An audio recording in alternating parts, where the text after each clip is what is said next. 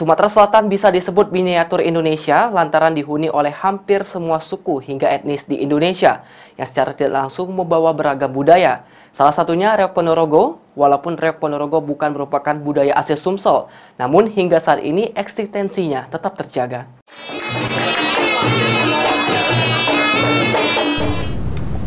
Sumatera Selatan bisa disebut sebagai miniatur Indonesia lantaran dihuni hampir seluruh suku dan etnis di Indonesia yang secara tidak langsung membawa beragam budaya, salah satunya seperti Reok Ponorogo.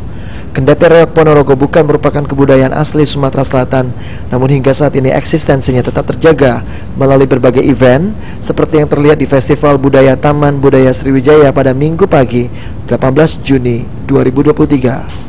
Menurut Ketua Reok Ponorogo Sumsel Mujianto, eksistensi Reok Ponorogo saat ini terus terjaga lantaran kerap ditampilkan dalam berbagai event. Salah satunya seperti event di Taman Budaya ini. Dengan diikuti para seniman Reok Ponorogo se-Sumatera Selatan, festival yang telah dilaksanakan untuk kedua kalinya ini diikuti oleh 26 grup dari berbagai kabupaten, baik dari dalam maupun dari luar Provinsi Sumatera Selatan. Kegiatan ini bertujuan untuk mengenalkan Reok Ponorogo kepada masyarakat agar lebih mengenal salah satu budaya yang ada di Indonesia serta melestarikan kebudayaan daerah lain yang ada di Sumsel. Perbedaan Pak, ada nggak perbedaan Reok yang di Sumatera Selatan dengan yang aslinya di Ponorogo? Oh nggak ada, itu semuanya sama karena harus sama. Ponorogo antaranya Palembang itu sama, nggak ada bedanya, sama, harus sama, satu pakem, ada pakemnya.